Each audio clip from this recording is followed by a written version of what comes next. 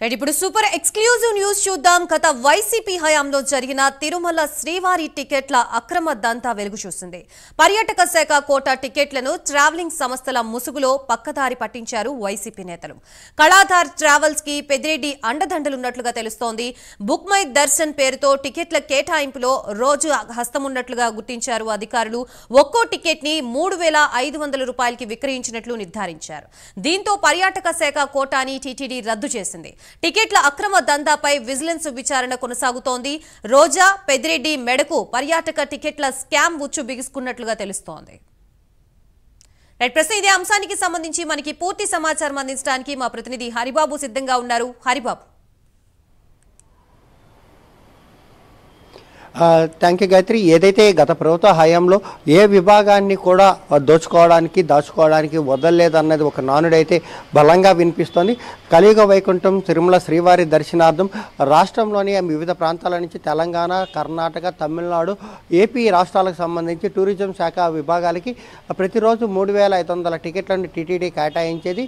వాళ్ళు ప్రత్యేకంగా టెంపుల్ టూరిజంతో పాటు ఈ రాష్ట్రంలో చిత్తూరు జిల్లా పరిసర ప్రాంతాల్లో ఉన్న ఆలయాల సందర్శనకి ఆయా ప్రాంతాల నుంచి పెద్ద ఎత్తున భక్తులు వచ్చి ఆసక్తి చూపుతూ స్వామివారి దర్శనాలు చేసుకుని వెళ్ళే విధంగా ఉంటుంది. కాబట్టి వాళ్ళని తిరుమల దర్శనంతో మిగతా ప్రాంతాలు చూసేందుకు విలువ కూడా పర్యాటక శాఖకు టీటీడీ 3,500 టికెట్లను కేటాయించేది. ఈ టికెట్లకు సంబంధించి దాదాపు గత ప్రభుత్వ హయాంలో కళాధార్ ట్రావెల్స్ అలాగే మేక్ మై దర్శన్ అనే 2 సంస్థలతోటి అప్పుడున్నటువంటి ప్రభుత్వ పెద్దలు ఒప్పందాలు కుదుర్చుకోవడం, తద్వారా ఆ టికెట్లను అధిక ధరలకు విక్రయించడం జరిగిందని చెప్పని విజిలెన్స్ విచారణలో తేలింది.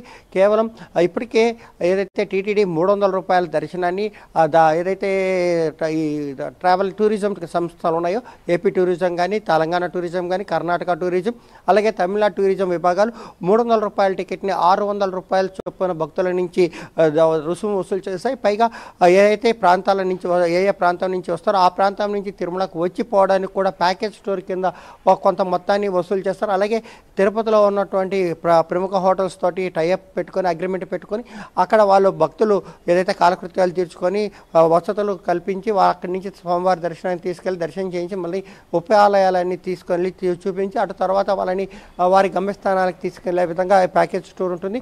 ఈ టూర్కు సంబంధించి ఇప్పటికే కర్ణాటక టూరిజం కానీ, తమిళనాడు టూరిజం కానీ, అలాగే ఏపీ టూరిజానికి సంబంధించిన టికెట్లన్నీ పెద్ద ఎత్తున గోల్మాల్ జరిగాయి. ఈ టికెట్లను బయట వ్యక్తులకు దారదత్తం చేశారని చెప్పిన వాదన బలంగా వినిపిస్తోంది.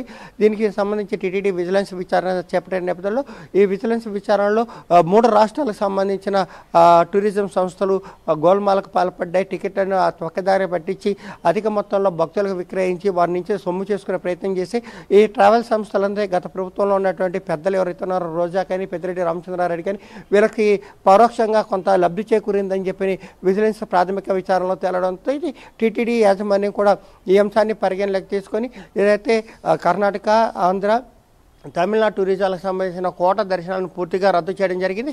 మరోవైపు తెలంగాణ టూరిజం సంబంధించి ఇక్కడ ఎటువంటి పాత్రలు లేకపోవడంతో ఆ సంస్థలకు సంబంధించి ఇప్పటికి కూడా టీటీడీ కొంత వేచి చూసి నిర్ణయం తీసుకోవాల్సిన ఒక నిర్ణయంలో ఒక సందిగ్ధావస్థలో ఉందని చెప్పాలి. ఎందుకంటే టూరిజం శాఖలు మొత్తం 3 కోటా రద్దు చేస్తే అన్నిటికీ నిలపాలి. కానీ ఇక్కడ తెలంగాణకు సంబంధించిన టూరిజం శాఖలు ఎలాంటి అవినీతి అక్రమాలు చోటు చేసుకోకపోవడంతో దాన్ని కొనసాగిస్తారా లేదా అనేది ప్రస్తుతం వేచి చూడాల్సిన పరిస్థితి నెలకొంది.